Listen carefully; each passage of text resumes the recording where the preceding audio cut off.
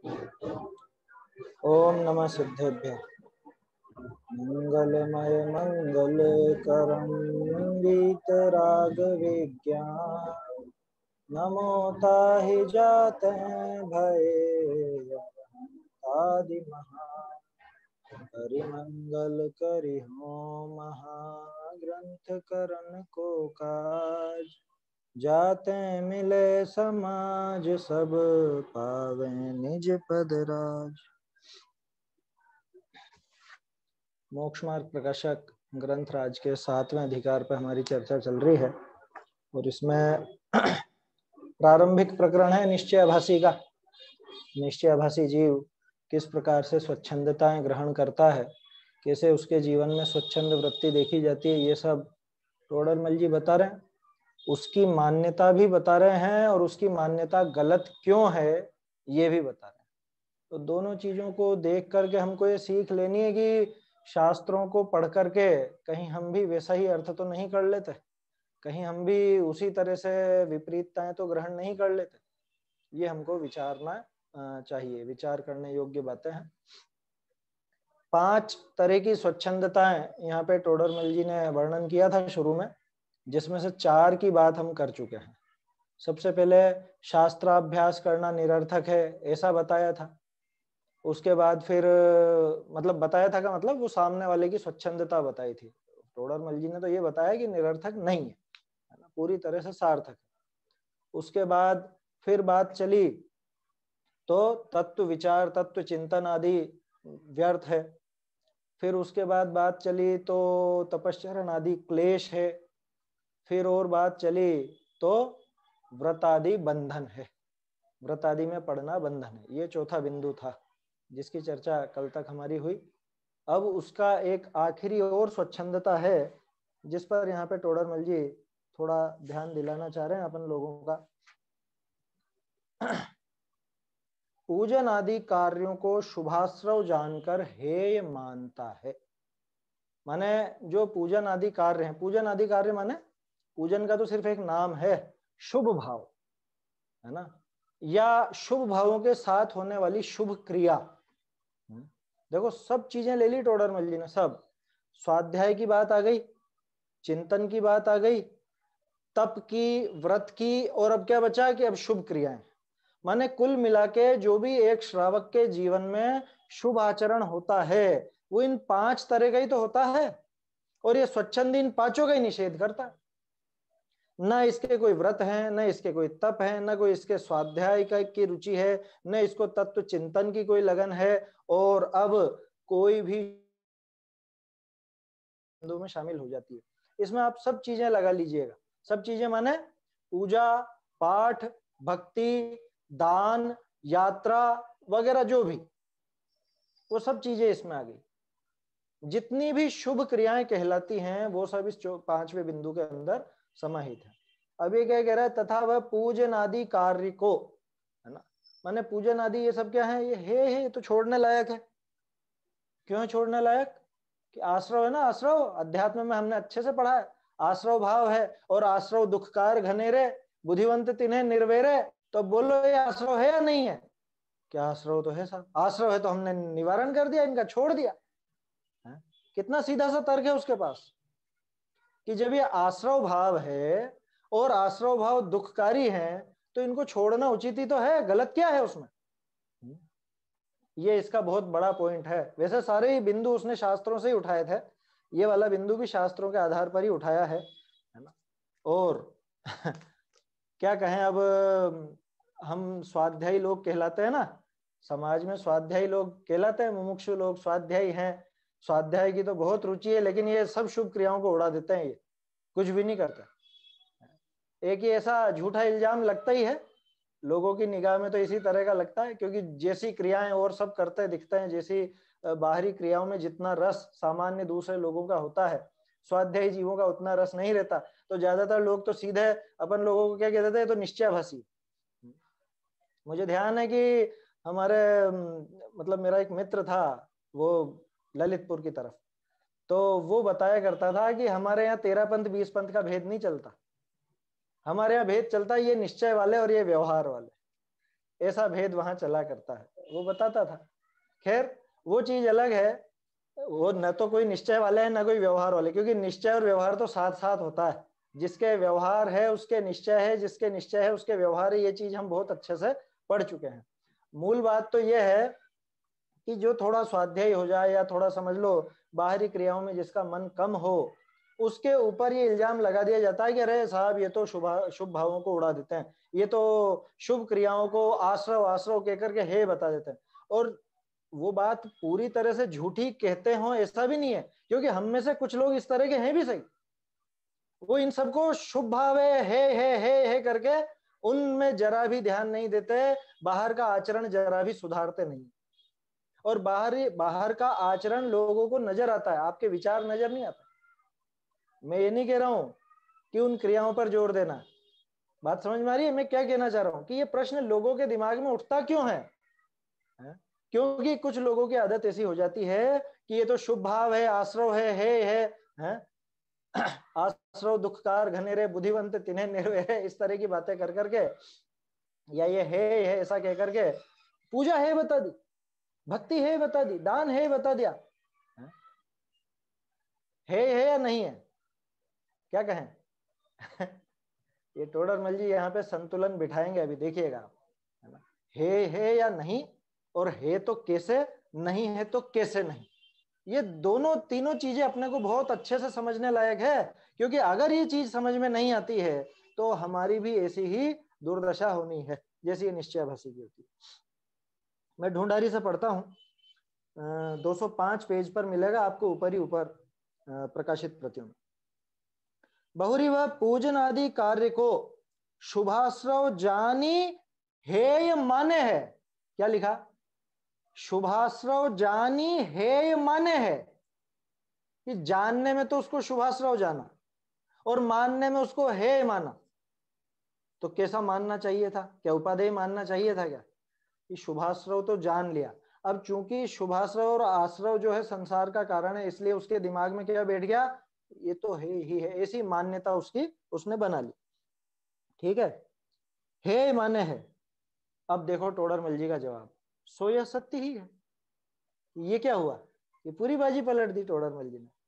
अभी पूरी बात नहीं की है, उन्होंने कहा बात तो तेरी सही है तो ये शुभाश्रव, और हैं तो ये संसार के ही कारण, पुण्य बंधन के कारण, संसार में भटकाने के ही कारण है, इनसे मोक्ष नहीं होगा, ये 100% पक्की बात है। लेकिन अब देखो, परंतु जो इन्हीं कार्य को छोरी शुद्धोपयोग रूप होई तो भले ही है, और विषय कषाय रूप अशुभ रूप प्रवर्ते तो अपना बुरा ही किया। शुभोपयोगते स्वर्गादि होई, वह भली वासनाते वह भला निमित्तते कर्म का स्थिति अनुभाग घटी जाए तो सम्यक तो अधिक की भी प्राप्ति हो जाए। बहुरी अशुभोपयोगते नरक निगोद आदि होई, वह बुरी वासनाते वह बुरा निमित्तते कर्म का स्थिति अनुभाग बढ़ी जाई तो सम्यक तो अधिक महादुर्लभ हो जाई। लो क्या कहा पहले तो, क्या कहा टोडरमल जी ने कि हाँ भाई तेरी बात बिल्कुल सही है तो ये शुभाश्रव, इसलिए वास्तव में है तो है, लेकिन है कहाँ है? ये है रखना दिमाग में, ये है अभी प्रवृत्ति में नहीं आएगा। क्यों नहीं आएगा? उसका जवाब आगे दे रहे हैं कि इन कार्यों को छोड़कर तू शुद्धोपयोग रूप हो सके, तू शुद्धोपयोग रूप अपने उपयोग को लगा सके, उस रूप लग सके, तब तो भला ही है। और अगर विषय कषाय रूप अशुभ रूप प्रवर्तेगा तब तो खुद का बुरा ही करेगा।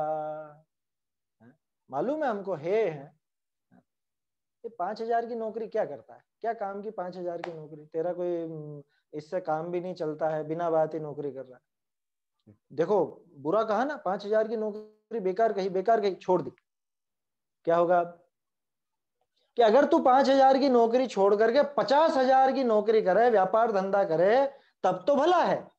लेकिन अगर तूने है कह करके ये नौकरी भी छोड़ दी तो अभी तो एक टाइम का खाना खा भी लेता था, अब तो भूखा मर जाएगा।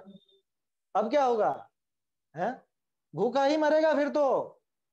समझ में आ रही है बात? क्या कह रहे हैं कि यदि इन कार्यों को छोड़कर, अगर तू पूजा छोड़ करके, अगर तू भक्ति छोड़ करके, अगर तू दान, यात्रा इत्यादि जो भी शुभ भाव, शुभ क्रियाएं कहलाती हैं, इन शुभ क्रियाओं को, शुभ भावों को छोड़ करके शुद्ध भाव रूप अपने परिणाम को रख सके, तब तो बहुत बढ़िया, शाबाश, फिर तो बहुत अच्छी बात है, छोड़ दे, कोई दिक्कत नहीं।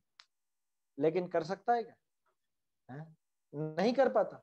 और अगर नीचे गिर जाएगा, इससे भी जा छूटेगा, तो फिर तो हालत बहुत खराब हो जाएगी।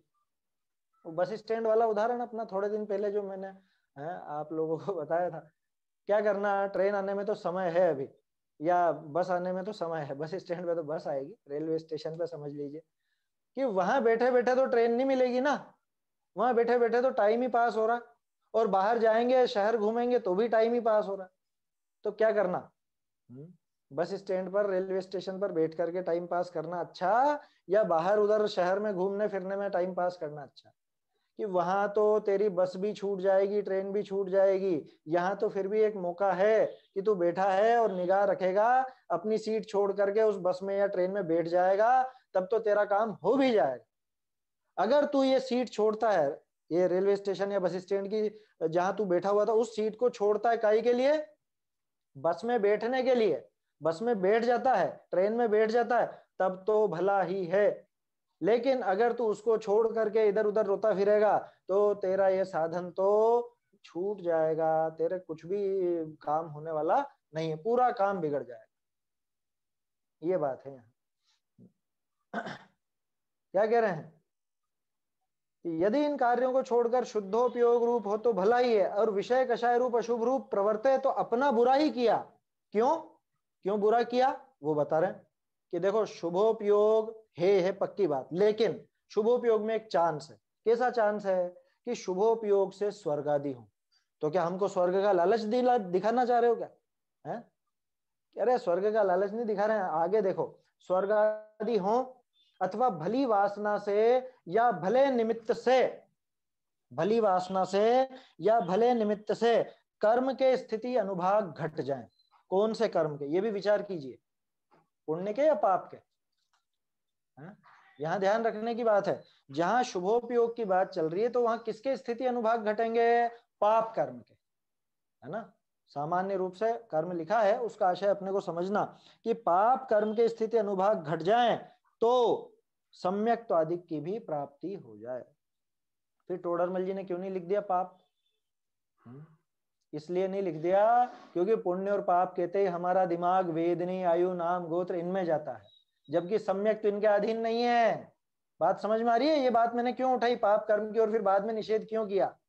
टोडरमल जी ने क्यों नहीं लिख दिया पाप कर्म के? क्योंकि सिद्धांत में हमने पढ़ा है शुभ भावों से पाप कर्म की स्थिति और अनुभाग घटते हैं, लेकिन टोडरमल जी को उनसे प्रयोजन नहीं है, और हमको भी नहीं होना चाहिए। हमें तो मुख्य प्रयोजन किससे? जिससे सम्यक तो अधिक की प्राप्ति हो जाए, और वो किससे होगी? वो होगी दर्शन मोहनी के अथवा उसके साथी चारित्र मोहनी की स्थिति और अनुभाग घटे तो अपना थोड़ा सा ये काम बनेगा। बात समझ में आ रही है? इसलिए यहां पे पाप शब्द नहीं जोड़ा। हम लोगों ने निशान लगाया था पहले कि पाप लिख देना चाहिए यहां, फिर विचार किया तो कि पाप कर्म का माने वो जैसे, वैसे तो वो सभी पाप कर्म है, दर्शन मोहनी आदि भी पाप कर्म ही है, लेकिन पाप कर्म कहते से आपके दिमाग में क्या आता है? असता वेदनी, है ना। नीच आयु, नीच गोत्र, नीच नाम कर्म जो भी है, अशुभ नाम कर्म जिसको आप कहते हैं, यही सब आते हैं ना। इतनी बुद्धि कौन लगाता है कि वो भी तो पाप है? वहां का इशारा करना चाह रहे हैं टोडरमल जी। टोडरमल जी मनोविज्ञान बहुत जबरदस्त था उनका, साइकोलॉजी जानते थे, इसलिए वो एक एक शब्द तोल तोल कर लिखते थे। तो भली वासना से, अब ये भली वासना कैसी और भला निमित्त कैसा?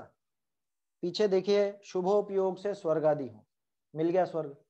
अब क्या होता है, स्वर्ग में सम्यक दृष्टि, मिथ्या दृष्टि कोई अलग अलग जगह रहते हो ऐसा तो नहीं है, वहीं सम्यक दृष्टि भी है, वहीं पे मिथ्या दृष्टि भी है। अब वो जो सम्यक दृष्टि है अथवा भद्र मिथ्या दृष्टि भी है, वो लोग जाते हैं भगवान के समो शरण में, वो लोग जाते हैं नंदीश्वर द्वीप आदि। तो ये भी कौतूहल वश अगर उनके साथ चला जाए तो एक मौका मिल गया ना, मौका मिल गया ना, पुण्य से ये मौका मिल गया ना अपने को, उनकी संगति मिल गई। अब कदाचित मान लो उनके साथ साथ गया और वहां पे सम्यक तो आदि प्राप्त कर ले, तो कितना भला हो गया इसका। ये मौका दिलाने का काम ये शुभ भाव करता है। ये जो शुभ परिणाम जिसका ये निषेध कर रहा था, इस शुभ परिणाम से वो मौका मिल जाता है। फिर भी दिमाग में वो तो पक्का रखना है, तो आश्रव है, तो है, लेकिन है ऐसा नहीं कि अभी मैं क्रिया में छोड़ बैठूं, वो शुभ भाव छोड़ बैठूं, क्योंकि छोड़ दूंगा तो कहां जाऊंगा, शुद्ध तो पकड़ा नहीं है, शुद्ध नहीं पकड़ा, शुभ को भी छोड़ दिया तो अब क्या बचा, तीसरी गति तो कौन सी है, अशुभ की ही है। फिर तो अशुभ ही होना है, चौथी दशा कुछ है नहीं, यहाँ पे तीन ही दशाएं हैं, शुभ अशुभ या शुद्ध। शुद्ध था नहीं, शुभ को छोड़ बैठा तो अशुभ ही होगा। और ये जो पैराग्राफ है ना 4 लाइन का, ये असल में इस बात का है, ये इसका जवाब है, ये बुरा कैसे हुआ, मैंने हे मानकर ये जो शुभ भाव है, शुभ क्रियाएं हैं, इनको छोड़ दिया तो बुरा कैसे हुआ। बुरा ऐसे हुआ कि तूने छोड़ा शुभ और तूने अपनाया अशुभ। शुभ जो था वो तो स्वर्गादि में या भली वासना या भले निमित्त दिलाने में निमित्त था, उसके निमित्त से ये चीजें मिल जाती थी, उसके निमित्त से कर्म के स्थिति अनुभाग घट जाते थे। आया समझ में, है ना। और तो सम्यक तो अधिक की भी प्राप्ति हो जाए, ये 3-4 काम बताए ना, स्वर्ग आदि या भली वासना या भला निमित्त, ये या फिर ये इसके साथ साथ कर्म के स्थिति अनुभाग घट गए, तो कर्म के स्थिति अनुभाग घटने से सम्यक तो मिल जाएगा, यार नहीं मिलेगा, लेकिन सम्यक तो होने के पहले ये सारी चीजें होती हैं या नहीं होती, बताओ प्रायोग्य लब्धि में क्या होता है? प्रायोग्य लब्धि में स्थिति तो घटती है, अंतर कोड़ा कोड़ी के रह जाते हैं सारे के सारे, यही तो होता है, और क्या होता है, तो स्थिति घटना भी एक कारण है ना उसमें, उससे सम्यक दर्शन नहीं होगा, ये 100% पक्की बात है, ये तो पक्का बिठा के रखना दिमाग में कि मात्र स्थिति घटने से सम्यक तो नहीं होगा, उसमें तो अपना पुरुषार्थ चलेगा तो ही जाकर के वो सम्यक का कार्य होगा, ये 100% पक्की बात है। लेकिन ये काम पहले होता है या नहीं, भूमिका बनेगी या नहीं, कि भूमिका बनेगी, और भूमिका बनाने में ये देव शास्त्र गुरु का जो योग है, या जिनको आप ये शुभ भाव कहते हो, शुभ क्रियाएं कहते हो, ये उस भूमिका को तैयार करने में सहायक हैं।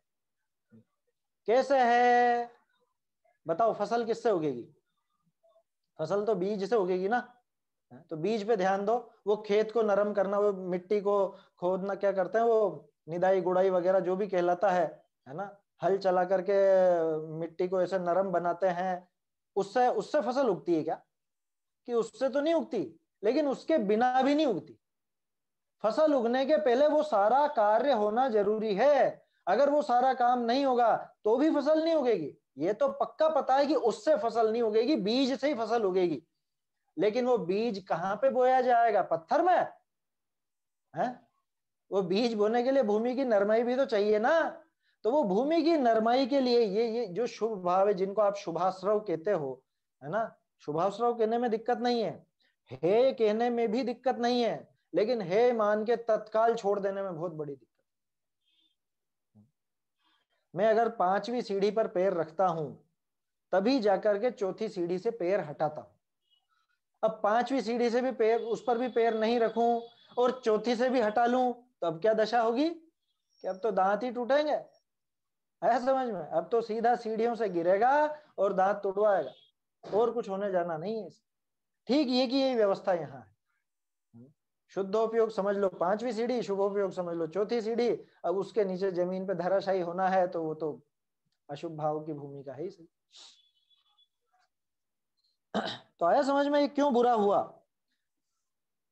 ये तो हुई शुभोपयोग से क्या होता है वो बात, और अशुभोपयोग से भी देख लो, और अशुभोपयोग से नरक निगोद आदि हो, अथवा बुरी वासना से या बुरे निमित्त से कर्म के स्थिति अनुभाग बढ़ जाए, है ना, वैसे तो पाप के बढ़ते हैं, लेकिन पाप में सारी चीजें आ गई, दर्शन मोहनी भी आ गया, असता वेदनी वगैरह वो सब आ गए, तो इनके स्थिति अनुभाग बढ़ जाए तो सम्यक तो अधिक महादुर्लभ हो जाए, नहीं हो जाता है महादुर्लभ, यार साहब 7वें नरक में भी तो हो जाता है सम्यक दर्शन, कि तुम्हें पता है कितनों को हुआ अभी तक है? वहां रेशो कितना है, जैसे अपन यूं कहें कि भारत में जैनों की संख्या कितनी, कि 0.5%, माने कि 100 में से 5 जने नहीं, 1000 में से 5 जने मिलेंगे, है ना, ये रेशो है। तो ऐसा रेशो बता दो कि वहां कितने का है, कि असंख्य में एक है। कह रहे साहब लेकिन हमने तो पढ़ा है मनुष्यों से ज्यादा संख्या है नरकों में सम्यक दृष्टियों की, और वो स्वयंभू रमण समुद्र में भी जितने मनुष्य नहीं है उससे ज्यादा, तो वहां पे 5वें गुण स्थान वाले। अरे हैं तो उनकी टोटल संख्या कितनी है? ये तो यूं सोच रहा है कि जो भी वहां जाता वो सभी कर लेते होंगे, या 2 में से 1 जना तो कर ही लेता होगा। अरे तुम 100 में से 1 की भी गिनती रखोगे ना, तो भी ये कैसे कह सकते हो कि हम वो 100 में से 1 वाले हम ही रहेंगे? ये कैसे कह दोगे? और जहां सीधे सीधे सम्यक दर्शन की पात्रता हो, जहां सीधे सीधे सम्यक दर्शन का योग बन रहा हो, वहां तो ये कोशिश नहीं कर रहा है, और वहां पे मार खाते खाते कोशिश कर लेगा। वहां जहां 7वें नरक में डंडे पड़ रहे हैं वहां पे कोशिश कर लेगा ये है? किसी विडंबना। ये क्यों कहता है ये बात? जब ये बात की जाती है ना इससे कि अरे अशुभ उपयोग से नरक निगोद आदि हो जाएंगे, बुरी वासना से पाप कर्म के स्थिति अनुभाग बढ़ जाएंगे, कि बढ़ जाने दो, हम तो कर लेंगे वहां सम्यक दर्शन। कि तू यहां तो कर नहीं पा रहा है, वहां कैसे कर लेगा ये तो बता। माने जैसे कहते हैं ना घर आई लक्ष्मी ठुकराना, वैसा हिसाब है यहाँ, कि अभी इसको पूरा अवसर है, पूरा अवसर। देव शास्त्र गुरु का योग बराबर मिला है इसको, सच्चे शास्त्र मिल गए हैं, सच्चे शास्त्रों का रहस्य खोलने वाले टोडर मल जी जैसे मिल गए हैं अपने को, हैं? और उसके बाद भी आयु मिल गई है, बुद्धि मिल गई है, निरोगता मिल गई है। अभी कोई ऐसी बहुत बहुत भयंकर बीमारी तो किसी को भी नहीं लगी है। जो भी आप लोग सब सुन रहे हैं, अपन लोग चर्चा कर रहे हैं, इनमें से एक भी नहीं है इस तरह का तो कि मृत्युशैया पे पड़ा पड़ा सुन रहा हो। सब स्वस्थ प्रसन्न चित्त से सुन रहे हैं, जहां तक मैं सोचता हूं है। अब यहां नहीं कर रहा है, जरा सा सिर दुखता है तो इसको सब सब भूल जाता है, और वहां पे कर लेगा 7वें नरक में, या स्वयंभू रमण में वो नार की तिर्यंच बन जाएगा तो कर लेगा? कैसे कर लेगा? तो सम्यक तो अधिक महादुर्लभ हो जाए। तो देखो टोडर मल जी भी मानते हैं ना कि निमित्ताधीन है सम्यक दर्शन। कि अरे इतनी जल्दी निर्णय मत निकाल, टोडर मल जी क्या मानते हैं और क्या नहीं मानते हैं। टोडर मल जी तो पुरुषार्थ से मोक्ष प्राप्ति और पुरुषार्थ से सम्यक दर्शन की सिद्धि करेंगे आगे। लेकिन वो ये बता रहे हैं कि तू इसके लायक भूमिका तो बना, कि वो फसल तो बीज से ही उगेगी, ये पक्की बात है, लेकिन तू उसकी भूमिका तो तैयार कर, वो खेत तो तैयार कर तेरा। बाबूजी बहुत जोर देते थे इन चीजों पर, युगल जी बाबूजी, क्या कि सम्यक्त के लिए नरम भूमि चाहिए, है ना, भूमि में कोमलता चाहिए, अपनी चित्त भूमि में, ऐसा ऐसा बोलते थे, चित्त भूमि कोमल होनी चाहिए। कठोर भूमि में ये सम्यक दर्शन का बीज पल्लवित नहीं हो सकता, इसमें पुष्पित नहीं हो सकता। तो ध्यान रखना चाहिए हमें। ये तो एक बात हुई। इसके बाद और क्या कह रहे हैं देखो,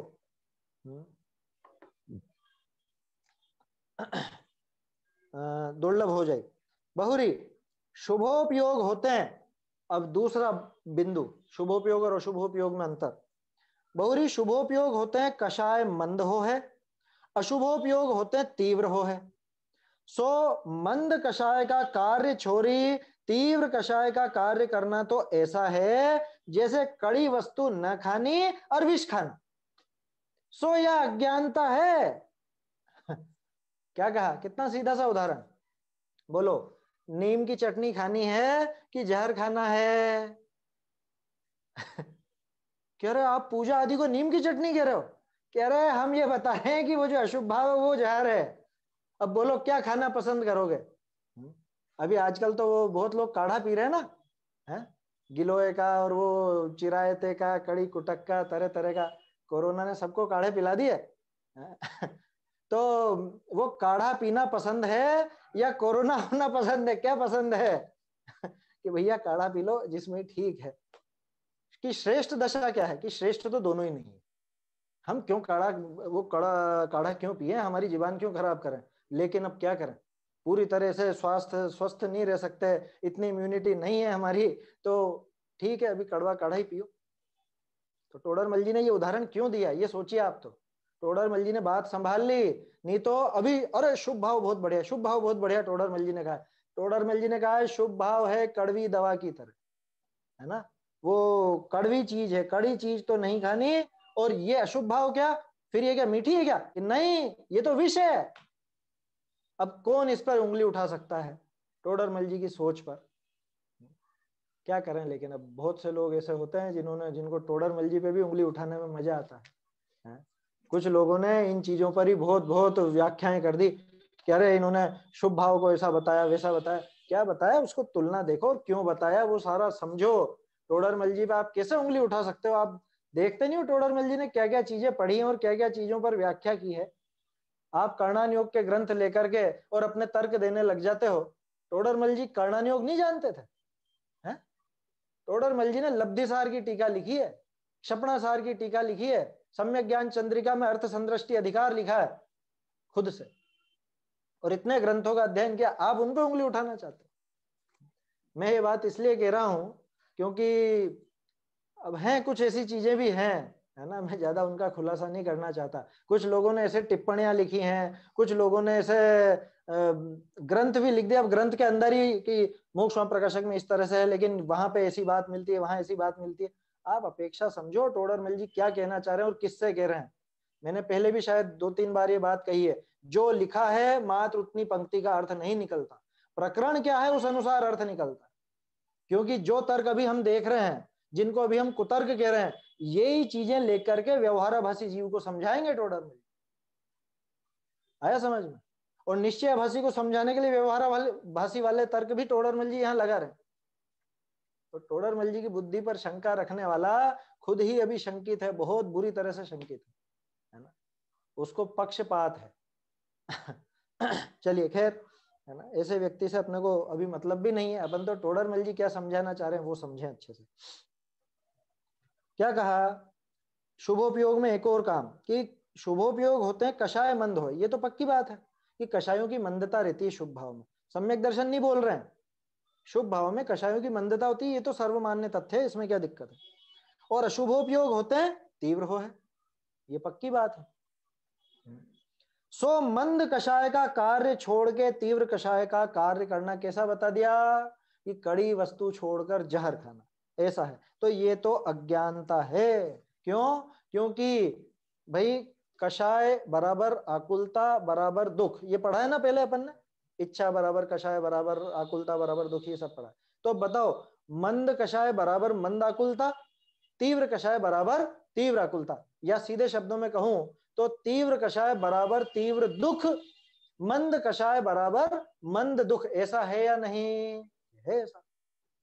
तो फिर अब बोलो, ज्यादा दुखी होना, तीव्र दुखी होना ज्यादा अच्छा है या मंद दुखी होना ज्यादा ठीक है? उसकी बनिस्बत ठीक तो दोनों ही नहीं है, कि हम तो दुखी ही नहीं होना चाहते, वो तो श्रेष्ठ दशा है, लेकिन अभी सुख नहीं मिला है, तब तक क्या करोगे? कि नरकों की मारकाट अच्छी है या स्वर्ग में एक चांस जो मिल जाता है वो चांस अच्छा है? स्वर्ग की लिप्सा नहीं है, ध्यान रखना, स्वर्ग का लालच भी नहीं दिला रहे हैं। बात तो इतनी है कि सम्यक दर्शन हमको प्राप्त करना है, तो सम्यक दर्शन के लिए मौका कैसे बनेगा, या सम्यक दर्शन के लिए वो अवसर कैसे आएगा, उस अवसर को भुनाने की यहां पर बात चल रही। देखो अब आगे एक और तर्क उसी का, शास्त्रों का आधार लेकर के तर्क करना। बहुरी वह कहे है कि शास्त्र विषय शुभ को समान कया है, ताते हमको तो विशेष जानना युक्त नहीं, कि हम क्यों इस झगड़े में पड़े। शास्त्रों में तो शुभ अशुभ दोनों को समान कहा है। जो पुण्य बेड़ी, जो स्वर्ण की बेड़ी बांधती त्यों लोह की भी बांधती है, पढ़ा है साहब हमने तो समय सार जी में, कि एक सोने की बेड़ी एक लोहे की बेड़ी, दोनों ही बेड़ियां, हमको तो दोनों ही नहीं चाहिए। हमको क्या उसमें चक्कर में पड़ना, दोनों समान है। दोनों समान है का अर्थ क्या लिया उसने? सोचो आप, उसने कहा दोनों समान है तो कुछ भी करो, फिर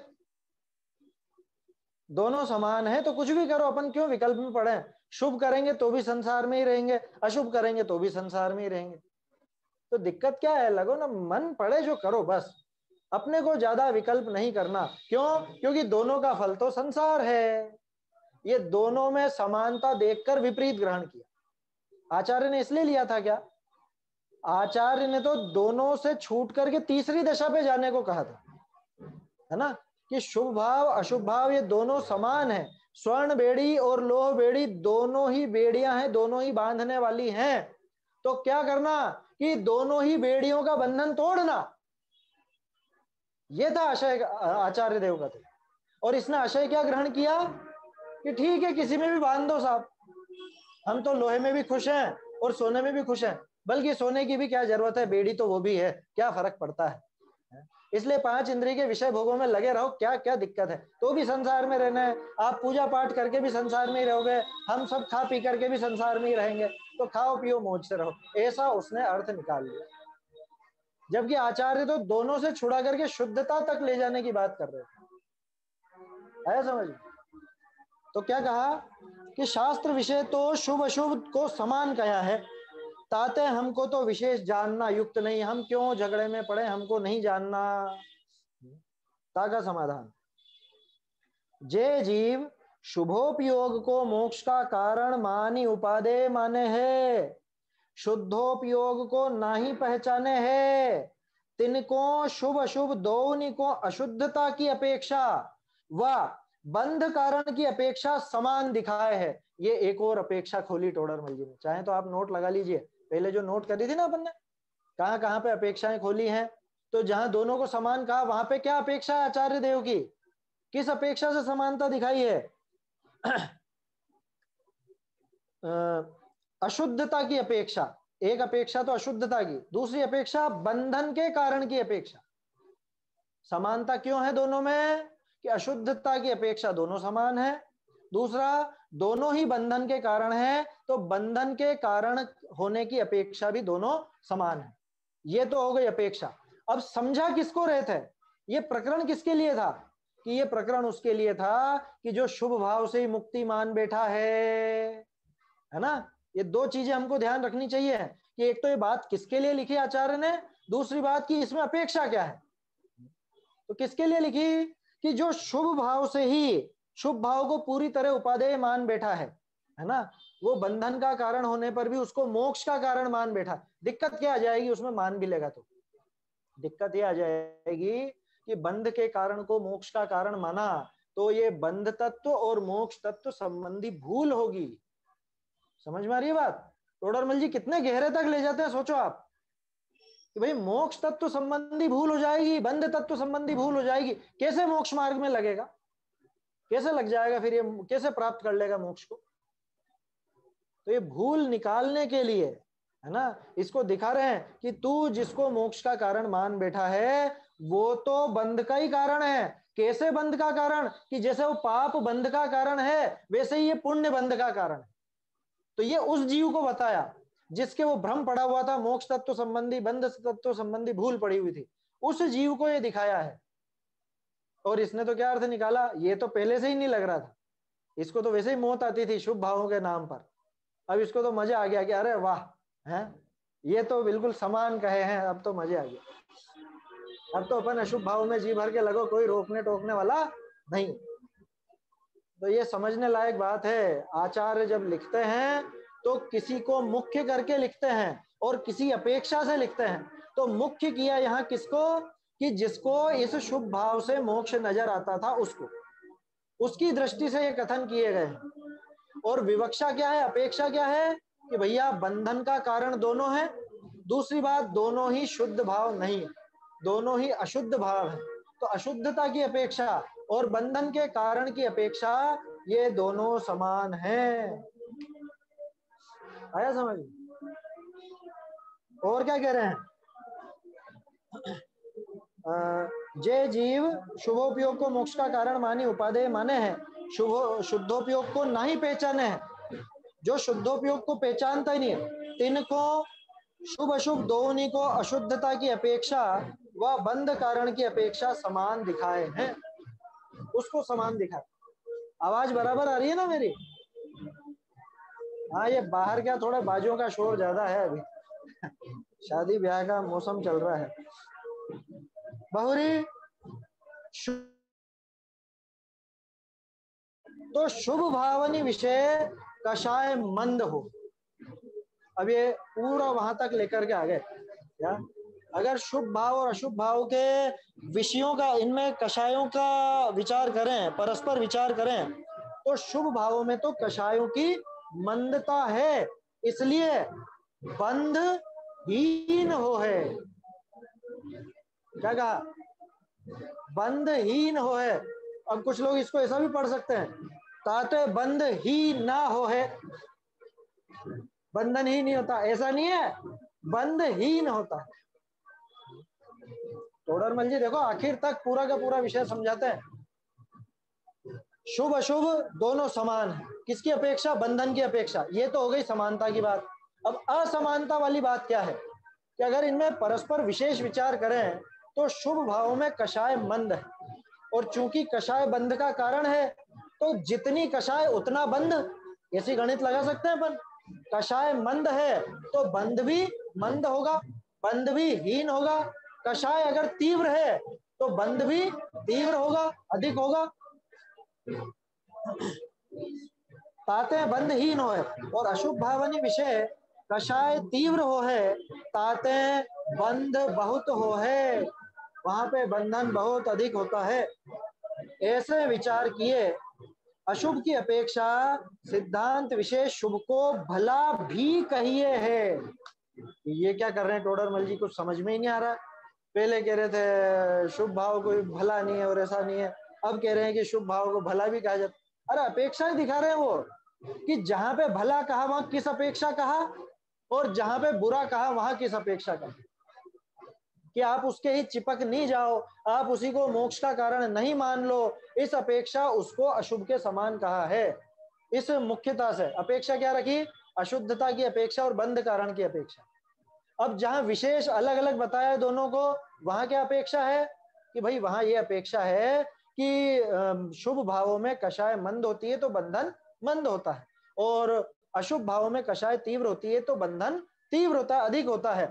तो ये दोनों में भिन्नता भी दिख गई। इसमें दोनों में क्या अंतर है, क्या विशेषता है, वो भी नजर आ गई, और दोनों में क्या समानता है वो भी नजर आ गई।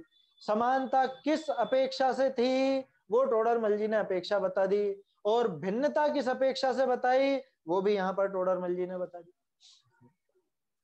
आप सब ग्रंथ लेकर के बैठे हैं ना, मुझे सब लोग नजर आते नहीं है, जूम पर तो फिर भी दिख जाते हैं, बाकी यूट्यूब वगैरह पे नजर नहीं आते ना। मेरा सबसे निवेदन है ग्रंथ सामने रख करके बैठे तो विशेष चीजें ख्याल में आएंगी, और अपन जो आगे पीछे देखते हैं पेज पलट के वो आपको पकड़ में आएगा, आप निशान लगा सके, क्योंकि अब यहाँ पर यही बात आने वाली है।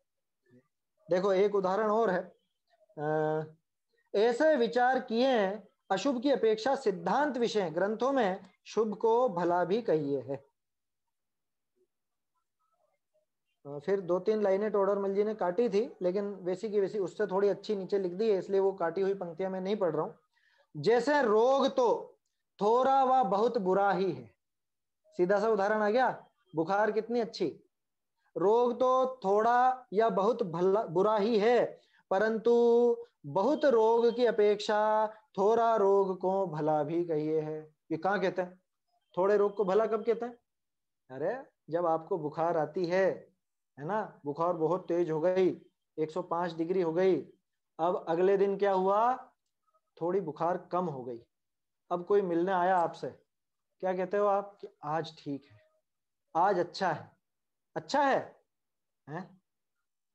आप तो यूं समझिए अपने पास जैसे 5 दिन बुखार रही आपको, पहले दिन हल्की थी तो आपको लगा कि आज ठीक नहीं लग रहा है। ध्यान रखिएगा कितनी डिग्री, अपन मान लो 99 डिग्री, 99 डिग्री भी बुखार है और 100 डिग्री भी बुखार है, ठीक है? तो 99 पे अपने को लगने लगा ठीक नहीं लग रहा है आज, है ना? ठीक क्यों नहीं लग रहा है? कुछ बुखार सा ऐसा लग रहा है, अभी तेज नहीं आई है। फिर हुआ 100 डिग्री, उसमें और बुरा लगा, 101 हो गया, 102 हो गया, 105 तक पहुंच गए, बहुत हालत खराब है। अब जब वापस आप लौट करके आए 99 100 डिग्री पर, तब आप क्या कहते हैं? अब अच्छा है, अब बढ़िया, अब ठीक हूं।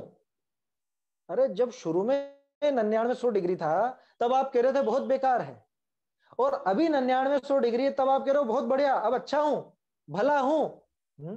किस अपेक्षा से? वहां पे सीधी सीधी अपेक्षा यही है कि बहुत रोग से थोड़ा रोग को भला कह दिया जाता है। कब कह दिया जाता है? कि जब वो बहुत रोग देख रखा हो। आया समझ में? स्वास्थ्य जब तक नहीं देखा हो तब तक। स्वास्थ्य देखने के बाद तो थोड़ा सा रोग भी चुभता है। जैसे जब आप स्वस्थ थे और वो 99 और 100 डिग्री का हुआ था पहले दिन, वो बुरा लगा था ना, शुरू में तो बुरा ही लगा था। क्यों लगा था? क्योंकि वो स्वास्थ्य आपने देख रखा था, उस स्वास्थ्य का अनुभव था, इसलिए अब ये बीमारी का अनुभव अच्छा नहीं लग रहा, थोड़ी भी बीमारी का अच्छा नहीं लग रहा है। लेकिन जब ज्यादा बीमार थे उसकी अपेक्षा जब कम, वापस से बुखार उतरने लगा, कम हो गया, तब आपके हाँ बढ़िया बढ़िया बढ़िया। क्यों? क्योंकि अभी आप स्वास्थ्य का अनुभव नहीं कर रहे थे, अभी आप बहुत ज्यादा तकलीफ में थे। तो ये अपेक्षा है। क्या कहा? जैसे रोग तो थोड़ा व बहुत बुरा ही है, परंतु बहुत रोग की अपेक्षा थोड़ा रोग को भला भी कहिए। ये तो लौकिक उक्ति है ना, तो किसी को शंका तो नहीं है ना कि थोड़े रोग को कौन भला कहता है? कि जो बीमार पड़ा हो ना बुरी तरह से, वो कहता है, वो कहता है। और अभी हम बहुत बुरी तरह बीमार हैं, संसार में है, इसलिए ताते हैं। एक सेकेंड। जैसे रोग तो थोड़ा व बहुत बुरा ही है, परंतु बहुत रोग की अपेक्षा थोड़ा रोग को भला भी कहिए है। ताते शुद्धोपयोग ना ही होई, जब तक स्वास्थ्य नहीं हो तब अशुभते छूटी, शुभ विषय प्रवर्तन युक्त है। 105 से उतरकर 99-100 डिग्री तक आना युक्त है, उचित है, अच्छा है ना, कि यह स्वस्थ होने की निशानी है। क्या कहेंगे डॉक्टर या वैद्य कि अब ये ठीक हो रहा है, रिकवर हो रहा है ना, मरीज अब स्वस्थ दशा की तरफ बढ़ रहा है, तब तक वो प्रवर्तन युक्त ही है। शुभ को छोड़ी अशुभ विषय प्रवर्तन युक्त नहीं। कितना सीधा सा उदाहरण से समझा दिया टोडरमल जी ने कि भैया वो जैसे बड़ी बीमारी से कम बीमार दशा में आना तो अच्छा है, कब तक? कि जब तक वो स्वास्थ्य की प्राप्ति नहीं हो तब तक। लेकिन कम बुखार से तीव्र बुखार में ज्यादा जाना ज्यादा अच्छा नहीं। उसमें तो अब अगर ये वापस से तीव्र में गया तो टाइफाइड बन जाएगा इसका। बुखार बार बार उतर के फिर चढ़ रही है, फिर उतर रही है, फिर चढ़ रही है, तो टाइफाइड हो जाएगा। ऐसा ही होता है ना टाइफाइड में। हाँ? मुझे ज्यादा ज्ञान नहीं है बीमारियों का, बचपन में हुआ तो था लेकिन अब ध्यान नहीं। तो कहने का अर्थ यह है कि भैया क्या चाहिए, बड़ा रोग चाहिए कि छोटा रोग चाहिए? कि नहीं साहब निरोग दशा चाहिए। कि जब तक निरोग दशा नहीं हो तब तक क्या करना? कि रोग को कम करने का उपाय करना, है ना। तो अशुभ से शुभ में आना तो ठीक है, अच्छा ही कहा जाएगा, कोई दिक्कत नहीं है उसमें, अच्छा कहा जाएगा, ध्यान रखिएगा, मानना नहीं है उसको अच्छा। क्योंकि अगर उसको मान लिया तो भी गड़बड़ है, मान लेगा तो उसमें अटक जाएगा, तो फिर अपने को व्यवहाराभासी बना करके टोडरमल जी समझाएंगे। अभी निश्चयाभास में पड़ा हुआ है। अब इसके साथ पेज नंबर 253 निकालिए, वहां का जो विषय वो बिल्कुल इससे मिलता हुआ है, उस पर मैं आपको दिखाता हूं। 253 पर नीचे ही नीचे आखिरी पैराग्राफ। फिर हम पूछते हैं, मिला? फिर हम पूछते हैं कि व्रताधिक को छोड़कर करेगा क्या है? ये भी बता दे कि तू कह रहा है दोनों समान है, दोनों समान है, दोनों एक जैसे ही हैं, तो और इसको छोड़ दो या ग्रहण करो, कोई दिक्कत नहीं। कि छोड़ के करेगा क्या? यदि हिंसादि रूप प्रवर्तेगा तो वहां तो मोक्ष मार्ग का उपचार भी संभव नहीं है। वहां प्रवर्तने से क्या भला होगा? ये कि यही बात आ चुकी है, पहले देख चुके हैं अपन इसी पेज पर, मतलब 205 पेज पर, है ना। नरकादि प्राप्त करेगा, इसलिए ऐसा करना तो निर्विचारीपना है, मूर्खता है, मूर्खता। तथा व्रताधिक रूप परिणति को मिटाकर केवल वीतराग उदासीन भाव रूप होना बने तो अच्छा ही है। जैसे यहां लिखा था ना 205 पे कि अगर शुद्धोपयोग हो, है? क्या गया, कहाँ गया वो? हाँ, इन कार्यों को छोड़कर शुद्धोपयोग रूप हो तो भला ही है। शुरू ही में लिखा था 205 पेज पर, वैसी की वैसी बात है यहाँ 254 पर। व्रताधिक परिणति को मिटाकर केवल वीतराग उदासीन भाव रूप होना बने तो अच्छा ही है, तब तो बहुत बढ़िया।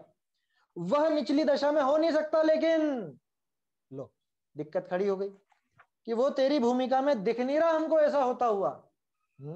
इसलिए क्या करना कि व्रतादि साधन छोड़कर स्वच्छंद होना योग्य नहीं है, उचित नहीं है। ये कि यही बात जो अभी अपन ने पढ़ी है, शुभ को छोड़कर अशुभ में प्रवर्तना योग्य नहीं है। इस प्रकार श्रद्धान में निश्चय को और प्रवृत्ति में व्यवहार को, खैर ये तो व्यवहार उभयाभासी का प्रकरण है मेरे ख्याल से, हाँ उभयाभासी का ही है, तो वो इस तरह से गड़बड़ करता है।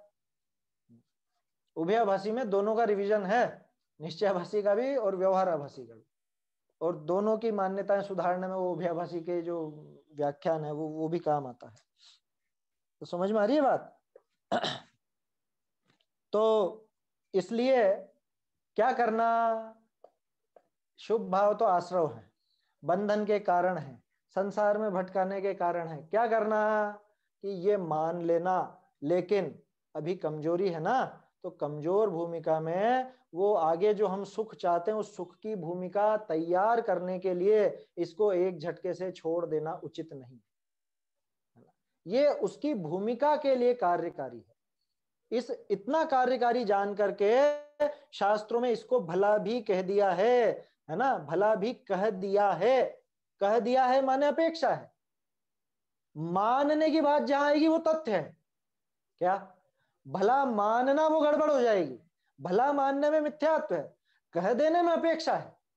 ये हमको बारीकी समझनी चाहिए, सीखनी चाहिए। टोडरमल जी जिस तरह से अर्थ निकालते हैं, शास्त्रों के अर्थ निकाल के बताते हैं, वो हमको गंभीरता से विचार करना चाहिए और सीखना चाहिए, है ना। समय तो हो गया है और लगभग ये प्रकरण भी अपना पूरा हो गया है ना। बाकी तो थोड़ा सा एकाध इसमें तर्क और है कि कामादि या क्षुधादि मिटाने की अशुभ रूप प्रवृत्ति तो हुए बिना नहीं रहती, वो तो बिना इच्छा किए ही हो जाती है। और शुभ भाव की तो इच्छा करनी पड़ती है, और ज्ञानी को इच्छा करना नहीं है, तो जो हो रहा है होने देते हैं हम तो, इसलिए उसका विकल्प नहीं करते। इसलिए हम ये हमारी जो प्रवृत्ति दिख रही है आपको विषय भोगों में, ये सहज प्रवृत्ति है, ये हमारी सहज प्रवृत्ति है। शुभ भाव तो जबरदस्ती करना पड़ता है, और जबरदस्ती कुछ करना नहीं है ज्ञानी को, इसलिए हम वो नहीं करते। तो कितना यहाँ पे टोडरमल जी ने संभाला है और अच्छा जवाब दिया है कि शुभ प्रवृत्ति में उपयोग लगने से तथा उसके निमित्त से विरागता बढ़ने से ये कामादिक हीन होते हैं, और क्षुधादिक में भी संक्लेश थोड़ा होता है। इसलिए शुभोपयोग का अभ्यास करना, प्रैक्टिस करना, क्यों कि ये प्रैक्टिस आगे काम आएगी। उद्यम करने पर भी यदि कामादिक व क्षुधादिक पीड़ित करते हैं तो उनके अर्थ जिससे थोड़ा पाप लगे वह करना। क्या मतलब कि अरे भैया जिसमें कम से कम पाप हो वो करना, यूं कह रहे हैं, यूं नहीं कह रहे हैं कि थोड़ा पाप तो कर लेना, थोड़ा पाप करने की छूट नहीं है, यहाँ कह रहे हैं बड़ा पाप नहीं करना। आया समझ में? ये है मुख्य बात यहाँ पर। तो ये चीजें हमको समझना चाहिए, है ना। ये इसमें खास पंक्ति एक है, शुभोपयोग को छोड़कर निशंक पाप रूप प्रवर्तन करना तो योग्य नहीं है। आखिरी पंक्ति जो है ये हमारे जीवन में हमको ध्यान में रहनी चाहिए। भैया निशंक पाप रूप प्रवर्तन नहीं होना चाहिए, चाहे गृहस्थी का काम हो, चाहे बाहरी और चीजों का काम हो, लौकिक व्यवहार का काम हो, जिसमें अधिक पाप हो वो कार्य नहीं करना, कभी भी नहीं करना। कम से कम पाप में अपना निपटारा हो जाए। खाना खाना हो तो क्या खाना कि जिसमें कम हिंसा हो, है ना। शादी ब्याह का आयोजन हो तो क्या करना कि जिसमें कम हिंसा हो। ये गार्डन वार्डन करके और वो हरी घास को रोंदना, ये अपने लायक काम नहीं है। छोटा सा उदाहरण दे रहा हूं, और भी चीजें लगा लीजिएगा, है ना। गाड़ी चलानी तो कैसी चलानी, कौन सी गाड़ी खरीदनी कि जिसमें वो चमड़े की सीट नहीं हो वैसी खरीद लेना, है ना। छोटा सा उदाहरण दे रहा हूं, ऐसे विचार करना कि हमें काम तो करना है। मकान बनाना तो कैसा बनाना कि जिसमें बहुत ज्यादा लाइटों की जरूरत पड़े, बहुत व्यर्थ में पानी वगैरह की हिंसा हो, ऐसी कि नहीं। ऐसा काम कर लेना जिसमें कम से कम प्रकाश और हवा का इतना उपाय रखना कि जिसमें आपको बिजली का कम उपयोग करना पड़े, अग्निकायिक जीवों की हिंसा कम हो, जल कायिक जीवों की हिंसा कम हो, है। मूर्खों की तरह ऐसा दिखावे में नहीं लग जाना। आजकल बहुत दिखावा होता है ना इन सब चीजों में। खैर पहले भी अपन ये बातें कर चुके हैं, आगे भी समय अनुसार करेंगे ही। तो ये पंक्तियां विचारणीय है। ये प्रकरण अपना पूरा हो गया। कौन सा कि जिसमें 5 तरह की स्वच्छंदताएं यहाँ पर टोडरमल जी ने दिखाई थी। निश्चयाभासी जीव की 5 प्रकार की स्वच्छंदताएं, और उन स्वच्छंदताओं का पूरी तरह से बहुत भली प्रकार से टोडरमल जी ने निराकरण किया। इसके साथ साथ हमारे सामने बहुत सी ऐसी चीजें आई हैं जो शास्त्र में लिखी हैं, तो उनमें क्या विवक्षा है, कैसा अर्थ वहां पे निकाला गया है, ये सब टोडरमल जी ने हमको बहुत अच्छे से समझाया। तो वो सब हमको समझना चाहिए। अब आगे का प्रकरण अपन कल से देखेंगे, है ना। निश्चयाभास के उलंबी जीव की प्रवृत्ति, यहाँ से प्रकरण चलेगा। एक संशोधन था, मैं शायद बताना भूल गया, सोनगढ़ वाली पुस्तक में है, जयपुर वाली में नहीं है। 205 पेज पे ऊपर ही तीसरी पंक्ति थी, वहां जो अपन ने देखा था ना, बुरी वासना से या बुरे निमित्त से, बुरे निमित्त से कर्म के स्थिति अनुभाग बढ़ जाए, तो वहां सोनगढ़ वाली प्रति में सिर्फ निमित्त से लिखा है, वहां बुरे जोड़ लीजिएगा जिनके पास सोनगढ़ वाली प्रति हो, बुरे निमित्त से, है ना, वो छूट गया वहां पर, वो सुधार कर लीजिएगा। चलिए समय हो गया है, आगे का विषय फिर अपन कल देखेंगे। निज निधि निज में बताई यह अनंत उपकार है, इसके लिए जिन वाणी माँ को वंदना शत बार है, वंदना शत बार है।